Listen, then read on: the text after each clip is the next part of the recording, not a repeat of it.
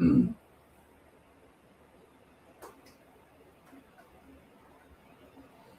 everyone, and welcome. Happy New Year. My name is Gustavo Rodriguez, the brand ambassador for Irish Whiskey with Pernod Ricard, and I'm really excited to be hosting today's class. Joining me are two incredible guests, the lovely Carol Quinn, head of archives at Irish Distillers Pernod Ricard, and Tommy Byrne, our very own Irish Whiskey Academy tutor. Today's session is a part of the Irish Whiskey Certification Program created in partnership with Portland Cocktail Week, the Irish Whiskey Academy, and Jameson Black Barrel.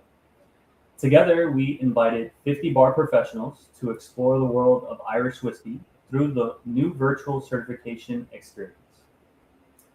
Over the course of 5 weeks, some of the brightest minds in our industry will guide you through raw materials, processing, distillation, blending, and everything in between. Every session is led by the Irish Whiskey Academy tutors, along with archivists, distillers, coopers, and blenders from Irish Distillers, joining you live from Midleton each week.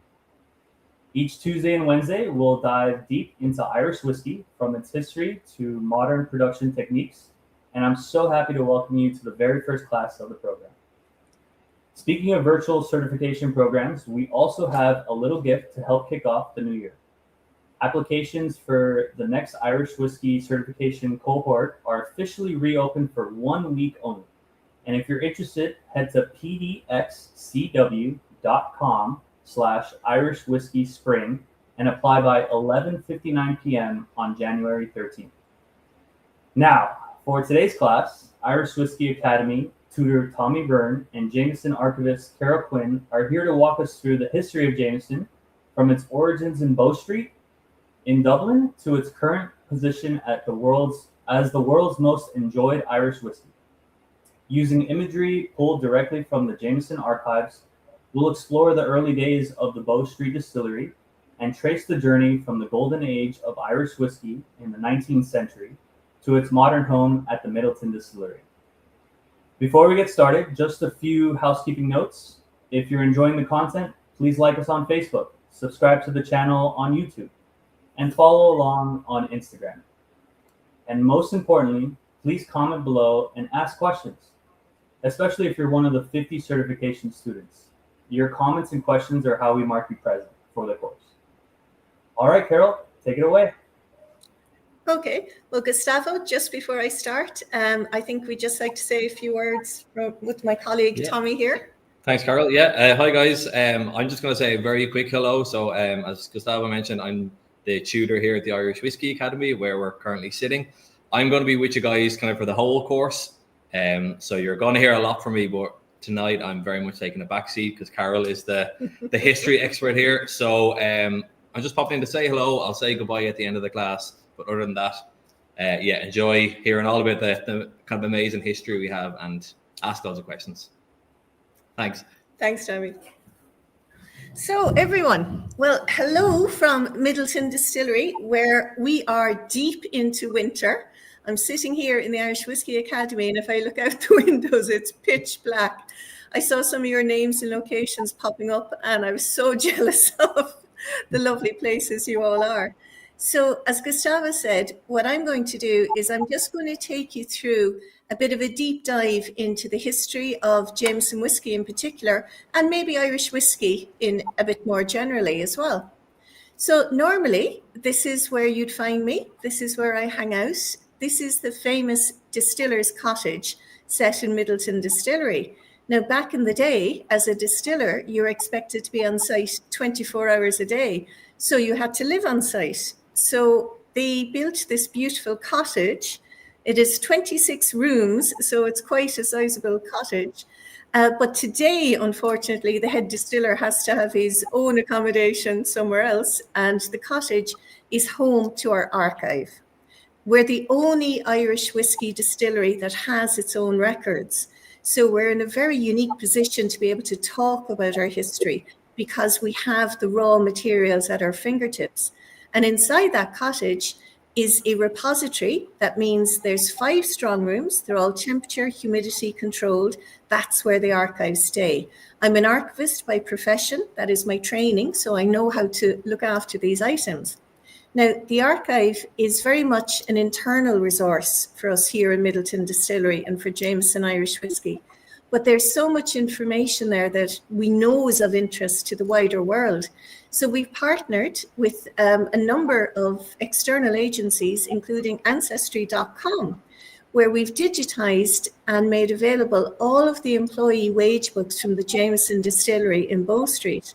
So if any of you are of Irish descent, or you think there's a chance your grandfather, your great-grandfather worked in the distillery, why not hop on to Ancestry, have a look for the Jameson records, and maybe find an ancestor.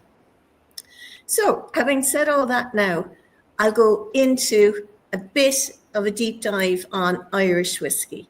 And really, Irish whiskey is a product of the 18th century, really, when it boils down to it. And an awful lot of people ask, what is the difference between Irish and Scotch? And the main thing to remember is they are two very, very different drinks with very different origins and very different backgrounds. And this gent that you're looking at here in his very nice wig, leaning on his very hefty book, that's Dr. Samuel Johnson, who in 1755 wrote the first dictionary of the English language. And when you skip straight to W, the quotes there are telling you the Irish sort is particularly distinguished for its pleasant and mild flavour. The Highland sort is somewhat hotter, and by corruption in Scotch, they call it whiskey. So you can see that they're two different drinks. Even back in 1755, they're easily distinguishable from each other. But really, the main point of differentiation is the mash bill, the actual recipe for making whiskey. And in Ireland, we owe an awful lot to a tax put in 1785. Now, this was a tax on malt. And malt, at that time, was the main raw ingredient for making whiskey. So with the introduction of this tax, which applied in Ireland, not in Scotland, even though we were both part of the same United Kingdom at that point, it meant the Irish distillers are paying a tax twice. They're paying on the output of their distilling, and now they're having to pay a tax on the raw ingredient. So to avoid this, they started adding less malt. They reduced the amount of malt in the mash bill, and they added unmalted barley instead. And this whiskey, it produced an entirely new mouthfeel. It was much creamier. It was slightly oilier. And that's what we know as pot still whiskey. And it became so popular that there was a survey done in 1832, you can see there on the screen. Out of all the distilleries in Ireland, there were only 4 malt distilleries producing 70,000 gallons a year out of a total production of 8 million. So even when the malt tax was repealed, people didn't go back. They didn't leave the pot still style because they preferred it. And pot still really becomes the signature style of Irish whiskey. So now we go to one of the heroes of tonight's talk. I'm sure you'll all recognize this man. This is John Jameson, the first of the Jamesons to be involved in distilling at Bow Street in Dublin, and the man whose name continues even today. We're pushing well over 200 years of the Jameson name on whiskey labels. And now John Jameson was not Irish. He was Scottish, and he was not a distiller. He was actually a lawyer by profession. And he was from an area in Scotland that was so full of distilling and distilleries. You couldn't throw a stone, but it would bounce off the head of a distiller. And there was no room for any new adventures there. And he was attracted to Dublin back in the 18th century because Dublin at that point was the second city of the British Empire. It was an exciting place. It was a place full of opportunity, and somebody with ambitions and entrepreneurship could really make a start for themselves there. So he took the short journey across, and that begins the story of Jameson at the Bow Street Distillery in Dublin. Now, of course, he didn't do this on his own, and distilling is very much at this period a family affair. And this is his wife, Margaret, known as Peggy, who was mother to his 16 children. So I think Peggy Jameson deserves her own shout out in the history of these things. So the distillery established at Bow Street, producing whiskey that carried the Jameson name, it was very much, as I said, a family business. And it was designed to be generational, that son could follow father into the involvement. And you can see there the long lines of Jameson. Now, for quite a long time, they're all called John Jameson. And this was a problem when I first began to work in the archive here. I was coming across all these records signed by this guy, John Jameson, who seemed to live forever. You know, how this guy's 150 and he's still running the distillery? But we had forgotten, you know, because time had passed, that there was a John Jameson II, who is the second guy there, followed by John Jameson III, followed by John Jameson IV. And then they go absolutely mad and it goes to an Andrew Jameson and so on through the years. Now, this is the Jameson Distillery at its height in the 1880s. The original distillery in Bow Street would have been very small. It would have been almost a backyard affair. And the area around Bow Street would have attracted distilling because there was a series of natural spring waters in the area. If you visit anytime now, and I hope you do visit Bow Street, you'll be into the thriving hub of Dublin city centre and you'll be looking around and going, she said there was beautiful spring water. Well, if you went back to the 1780s, yes, there would have been. And just to the north of the distillery were barley fields. So you had the raw ingredients right at your fingertips. But from relatively humble beginnings, it grew to be a colossal industry within Dublin. The distillery, as you're looking at it here, covered 6 acres of Dublin city centre, and it's entirely self-sufficient.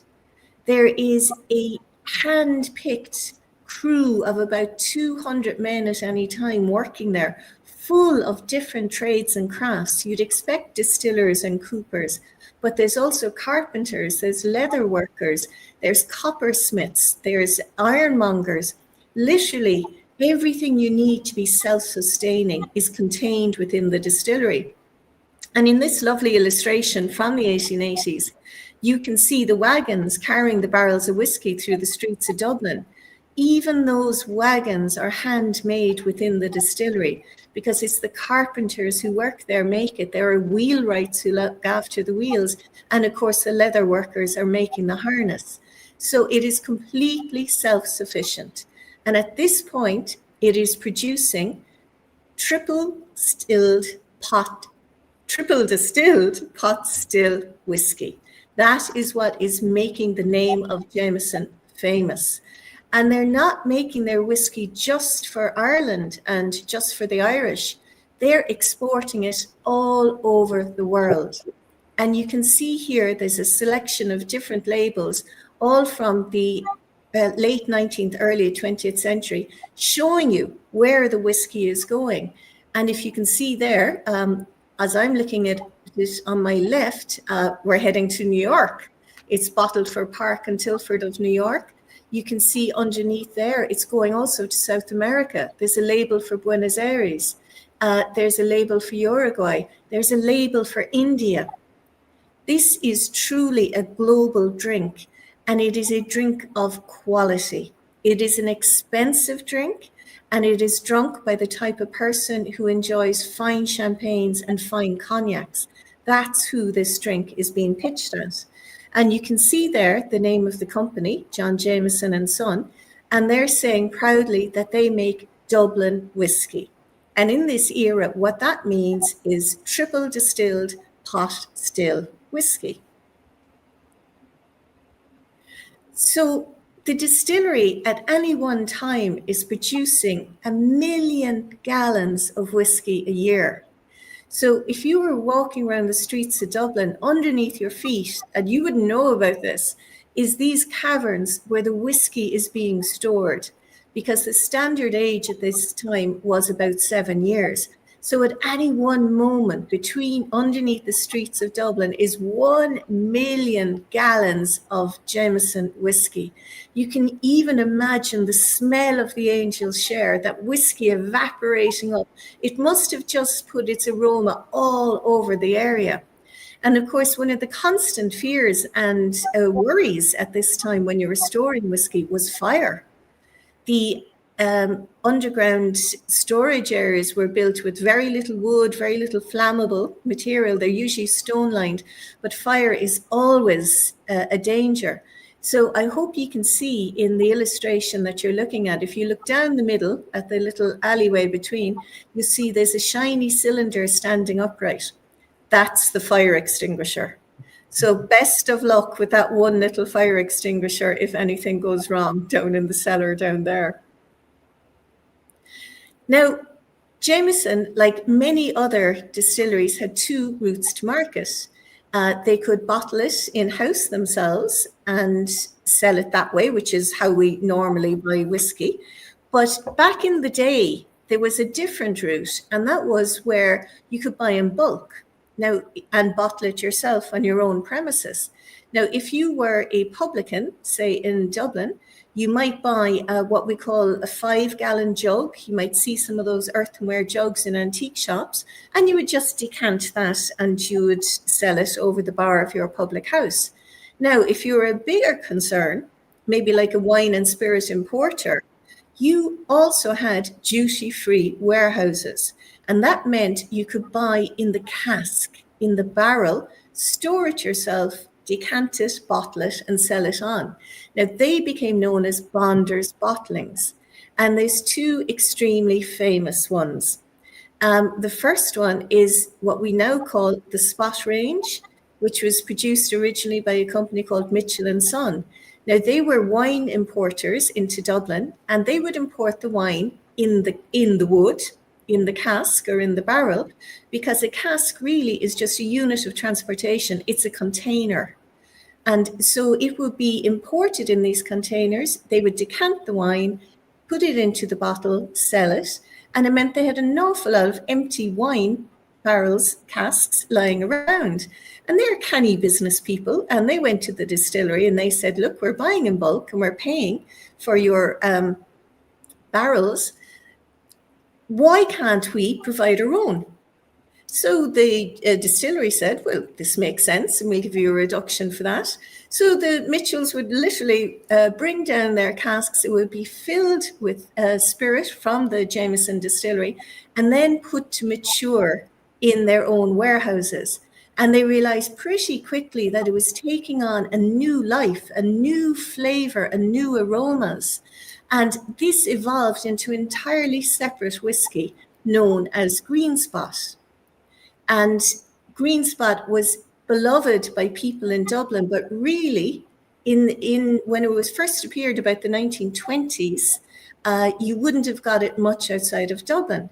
There's a similar story with Redbreast. Here it was a firm called W&A Gilby, who were well known for importing vast quantities of sherry. And they had empty sherry butts, which they brought to the Jameson distillery, and they had it filled, matured it, and it took on those extra rich sherry notes, what we call today that wonderful Christmas cake flavor that you associate with Redbreast. And that is the origin of these two whiskies. And today we're seeing a resurgence of interest in these pot still style whiskies, and Green Spot being reintroduced to the market in 2011, followed by Yellow Spot, Red Spot, and Blue Spot to create the range. Now, I was talking earlier just about the of Bow Street, and just to clarify, that golden age of Irish whiskey was the 1880s. That's when Irish whiskey, specifically pot still whiskey, was at its peak, and it was conquered the world and was being sold at every corner of the world. So just to go on, just to, I suppose, pull it back, you know, we talk about the whiskey an awful lot, but sometimes it's nice just to take a peek behind the curtain and look at who was actually working in the distilleries. And here is an image from Bow Street. It's showing sacks of barley arriving at Bow Street and the hardworking distillery horses who brought it in. And I've just highlighted there an image of a gentleman. His name was James Leach. And he worked at the distillery for an absolutely incredible 59 years. I just want to leave that sink in. Can any of you imagine working in the same place for 59 years? But James Leach was a lifer at Bow Street, and he worked there during the 1920s, 30s, 40s, and up to into the 1950s. And he was a clerk in the spirit store, and it was his job to keep a track of all the whiskey coming in and going out. And he actually lived nearby. The Jameson family, in fact, built some housing in the area around the distillery that was used by employees of the distillery. And he lived there, and I was very lucky to be contacted in the archive by his granddaughter, who remembers her grandfather very fondly when she was a little girl going to stay with him. And what he did that stands out in her mind is he would bring home some of the staves, the oak staves from the sherry butts from the distillery, put it over a barrel, much the size that he's sitting on there, and make a seesaw for his two little granddaughters. So you get an idea of a community. And the distillery really was a community at the heart of the city of Dublin. We often say that it was like a town within the city of Dublin itself. And the people who work there were incredibly proud of their association. And you see that because in the records that we have in the archive, you have sons, fathers, uncles, grandsons, family members, all working there. And I always think that's a tribute to a great employer, because if you don't like it, you're hardly going to encourage your children to work there as well. So it's very much a family atmosphere. And the Jamesons who ran the distillery really recognized that it took a team. They didn't underestimate the contribution that every single to the making of their whiskey. And they were able to pay a little tribute to that entire team in the 1920s when they commissioned the design of the logo of this little chap. You see him here in the right-hand side here, the Jameson Barrelman. And from the 1920s, he first made his appearance as an age statement on the whiskey labels. And you might be able to see that the barrel he's carrying has the Roman numerals V11 standing for 7. So his function was to be on the label saying this is a 7-year-old whiskey. But he's a very stylized figure, and he represents the entire team. And it was the Jameson family who wanted him on the labels to represent everybody that together made Jameson whiskey. So you're looking there now at a slightly older label, the 1950s, and you can still see the barrelman standing proud on the label. Now, things then took a turn against Irish whiskey. The 20th century was not kind or good for Irish whiskey, and its popularity really plummeted. And there were a number of reasons for this, none of which had anything to do with the quality of the whiskey. Irish whiskey was always a byword for high standards, quality ingredients, and a quality drinking experience. But it kicks off with the First World War. Ireland is an island nation. All of our exports were by ship. There's a submarine activity around the island and ships are being sunk. So there's no exporting from the island of Ireland. And the distillers, Jameson in particular, just shrug their shoulders and say, we'll just keep on distilling. Good times are around the corner. And of course, the First World War ends and we head straight into 1920, which, as I'm sure you're all familiar with, is prohibition in the US. Now, the Jameson Distillery is still owned by the Jameson family at this point, and they're extremely ethical and principled people. And if the law of a country said, do not sell your product in our country, they had no interest whatsoever in breaking the law, and they certainly had no interest in consorting with any sort of criminality. So there is no evidence of any attempts by the Jamesons to send their whiskey into the US during Prohibition. And they kind of thought to themselves, well, we don't need to. We've got the rest of the world. We're selling our whiskey in India. We're selling it in Canada. We're selling it in China. We're selling it in France. We're selling it in Germany. We're selling it all over. If the US doesn't want it, they don't want it. Now, that came back to bite us in the 1930s when we enter into a trade war with the UK, the United Kingdom, our nearest neighbour. And that meant we lost access to any market that had been associated with the British Empire. So that meant there was a tariff put on Irish goods being sold in any territory associated with the British Empire. So you lose India, you lose China, you lose Canada, you lose New Zealand, you lose Australia. All of a sudden, America is looking very, very good again. And what you're looking at there in the image is the first shipment of whiskey back into the US in 1934 when Prohibition is lifted. And things are looking good. Irish whiskey's on sale again. Yay! And you go straight into the Second World War. Again, no exports out of the island of Ireland during the Second World War. At this point, you've had 4 decades of knocks, external knocks, and the industry is suffering terribly in Ireland. Distillery after distillery is closing. And it's not due to anything that they're doing, but simply they have suffered so many setbacks now, they just financially can't keep going. And it gets to the point where things are so bad that by the 1960s, there's only 3 distilleries left operating in the Republic of Ireland. That's the Jameson Distillery in Dublin, Powers Distillery in Dublin, and the Midleton Distillery here in Cork. And that's it. You know, from a drink that had been sold all over the world and was up there with your best cognacs and your best champagnes, there's now only 3 distilleries left. And they know that if they stay in competition with each other, because really their market now is shrunk to the domestic market of the island of Ireland, if they stay in competition, they are going to wipe each other out. But they don't take it lying down. These are hotbeds of innovation. And Jameson in the 1960s comes out fighting. And traditionally, as I'd mentioned, they preferred to sell their whiskey in bulk that would be bottled by third parties. So in 1963, they put a radical new offering out to the consumer.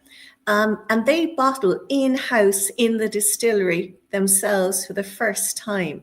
And they give this distillery bottled whiskey a new name, Crested.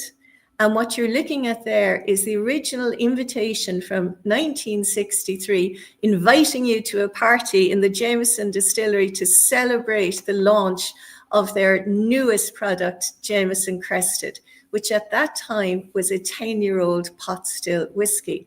So it's not like they're not trying.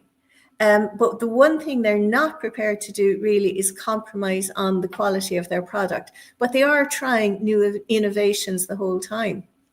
But it's not enough. And the 3 surviving distilleries realize they need to do something incredibly radical if they are going to survive to bring Irish whiskey back to its public. And in 1966, those 3 distilleries, the Jameson, the Powers, and the Midleton distilleries, combined together to pool their resources, and they form a new company called Irish Distillers.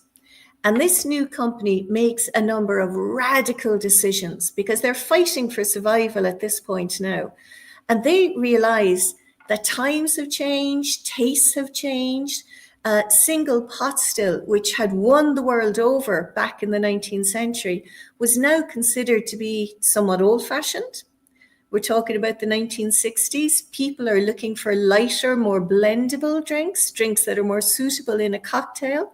So in 1968, they make the decision to change the formulation of Jameson into a blended whiskey.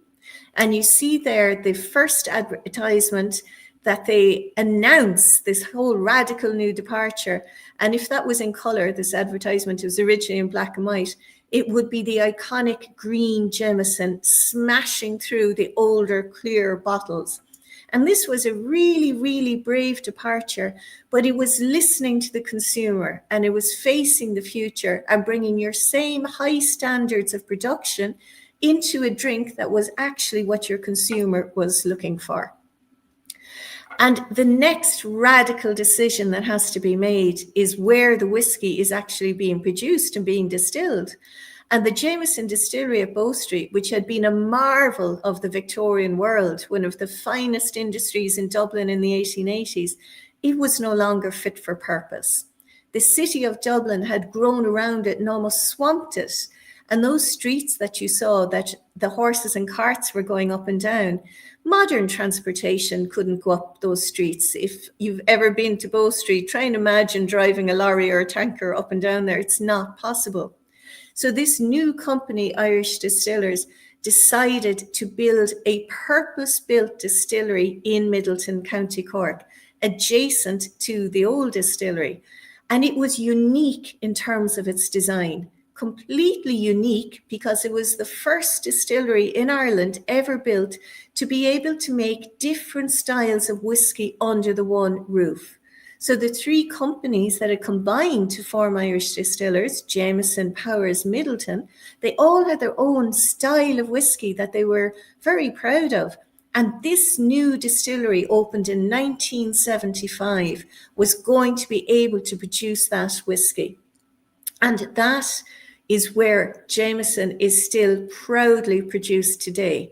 But again, this was a very radical decision. And was it going to work? There would have been a lot of sleepless nights for the distillers, but there was a belief. There was a belief that there was an audience out there for Irish whiskey, and they just had to get to that audience. And how we achieved that was in 1988, Irish Distillers merged with the group Pernod Ricard. And Pernod Ricard is a giant drinks company that gave us overnight a distribution network. They didn't come along and say, you've got to change anything, we don't like how you're doing your whiskey. They came along and said, you have a fantastic product and we are going to help you get that back out into the world. So from 1988, where Irish Distillers, who were making Jameson whiskey, now in partnership with Pernod Ricard, are reclaiming the territories that 100 years ago Irish whiskey had conquered. And from that point, Jameson has been on a roll. Year after year, more and more people are getting to enjoy the fantastic, smooth, lively flavors of Jameson. And although Jameson is very forward focused, very consumer focused, it still adheres to certain traditions of quality and craftsmanship. It's triple distilled whiskey, that smooth taste that is so synonymous with Irish whiskey. But also, even though production is moved down to Midleton, we still remember our heart and home. We still have our brand home at Bow Street. You can walk up those same cobbles that for over 200 years, the employees at the Jameson Distillery walk to go into work every day. You can still visit the place in Dublin that Jameson was born. And it's incredibly special to us that you can still do that.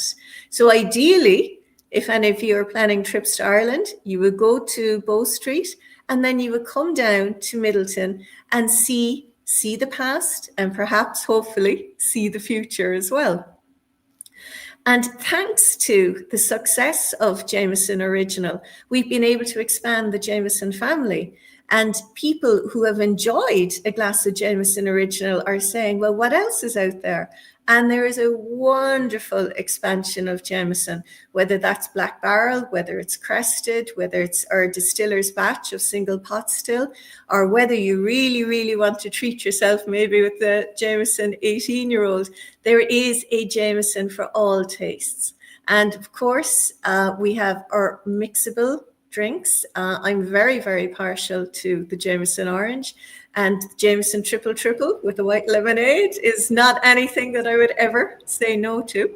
But it is all based on a legacy of belief in the quality of your product. And this has been a very quick, I suppose, little dive into the background and the history of Jameson. And for anyone who has a bit of time and would like to learn a bit more, we have a podcast called A Story of Irish Whiskey. It's available on Spotify, and it'll tell you an awful lot more about the formation of Irish distillers and the really, really brave leap of faith that was taken at that point. So I think that brings me to the end. If there's any questions, I'm sure they're going to pop up in the chat there. But otherwise, I'm here to chat to you, Gustavo. And I'm going to invite Tommy right back in. Well, it's always a treat to hear you speak about the history and witness it firsthand. We do have a few questions coming in. Sure. The first one is going to be from David Murray. He wants to know how much of the original distillery is still standing. Maybe we can express it in percentages of sorts. Oh, of the original footprint, what still remains is the area where the barley would have been steeped, what we call the mash tuns and the coppers. And that floor area is now the bar in the Jameson Bow Street.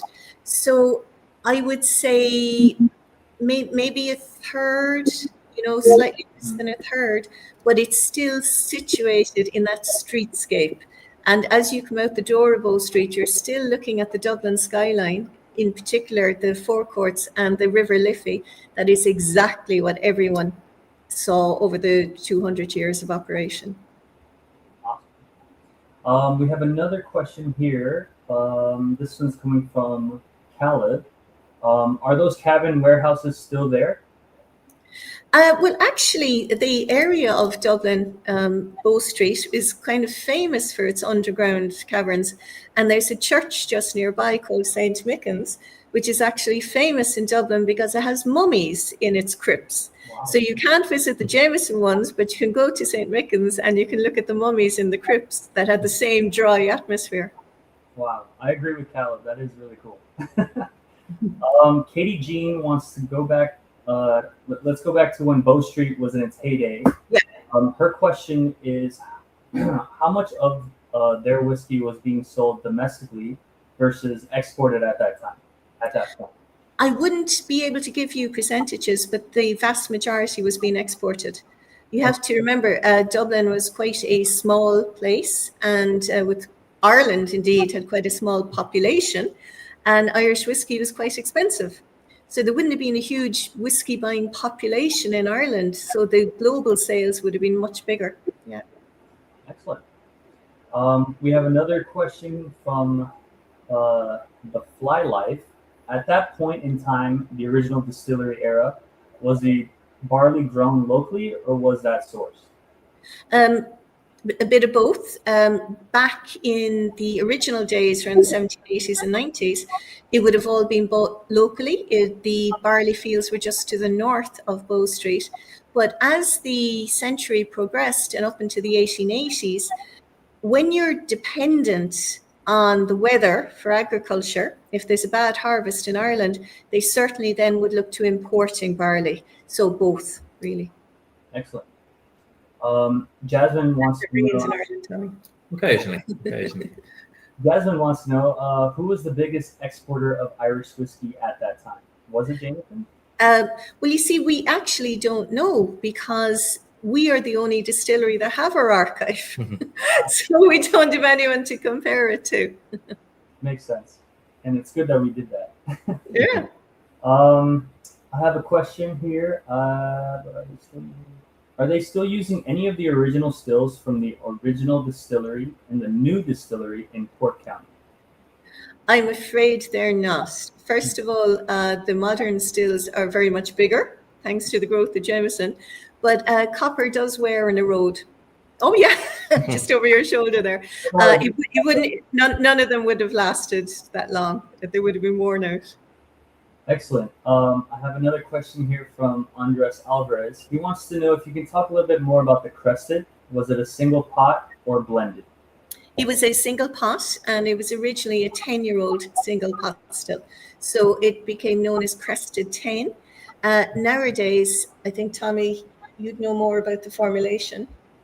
Yeah, so nowadays it's a blend now, but I suppose if you're comparing it to original kind of more pot still content and crested, a little bit more sherry cask, a little bit older as well. It's not quite 10 years old anymore, but it's a bit older than Jameson original. Right.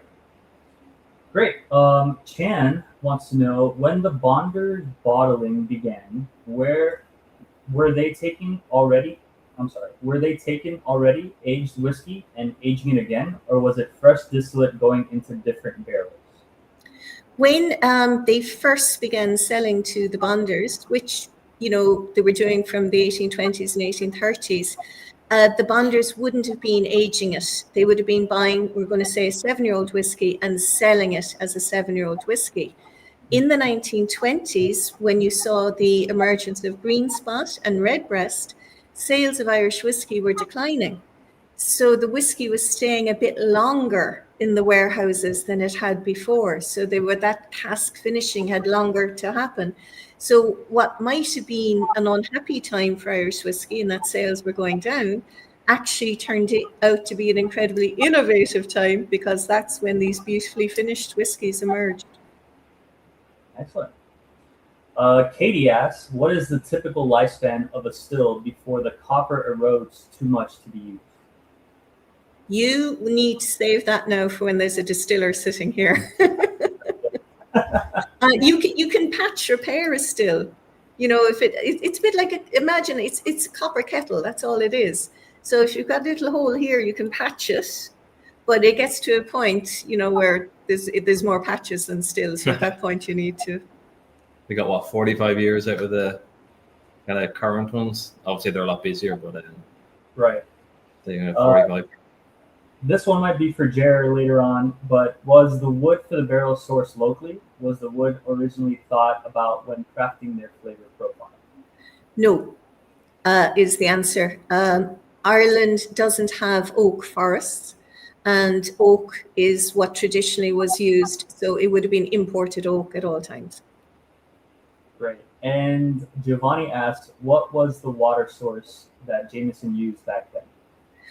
It was fresh spring water. There was actually a well at the centre of the distillery. If anybody has been to Dublin, just north of the distillery is a very large public park. It's called the Phoenix Park. It's actually the largest public park in Europe. And the word phoenix doesn't come from the bird, as you'd imagine. It comes from the Irish language, Fíor Uisce, meaning clean water, clear water. So all of that area was famous for these underground springs. Excellent. Andres asks, what time of fermentation vessels did Jameson use at the beginning? Wooden vats. It would have been wooden vats, yeah. Perfect. And it looks like Brooke wants to buy you a drink. What is Carol's favorite Jameson drink? Is she sipping it neat, or is she having it in a cocktail? I'm a bit of a neat girl, actually. Me too. Yeah, I like it neat. Now, having said that, if you offered me a Black Barrel whiskey sour, I probably wouldn't say no. There's a reason we need a lock on this cage. Carol's very tempted by these lovely whiskeys behind me here. So there's some gems back there. I tried to open that when I was there. And last, what was the name of the podcast again, so they can tune in? Oh, it's called A Story of Irish Whiskey, and produced by Irish distillers, so you'll know it. Perfect. I guess we'll give a few more seconds to see if any questions roll in. Not too sure. No? Okay. Well, I guess that's the end of our session today. A huge thank you to Carol Quinn, Tommy Byrne, and Jameson Black Barrel for making today's class possible. If you enjoyed today's session, please hit the like button and show some love in the comments. To see more of Portland Cocktail Week classes like this one, follow Portland Cocktail Week on Facebook at facebook.com/PDXCW or on YouTube at youtube.com/PDXCW. You can also find us on Instagram at PDXCW, and at Lush Life Productions to see what's coming up next. For more on Jameson, follow at Jameson US, and you can find me on Instagram at Megusta Mixology. Feel free to shoot me a message if you want to keep the conversation going about whiskey. We'll see you back next Tuesday at 1 p.m. Eastern when Master Distiller Kevin O'Gorman joins Tommy and Maeve to unlock the secrets of Irish whiskey distillation from Midleton Distillery. Thank you so much for watching. Catch you guys on the next one. It's been a pleasure. Thanks, guys. Bye. Bye, guys.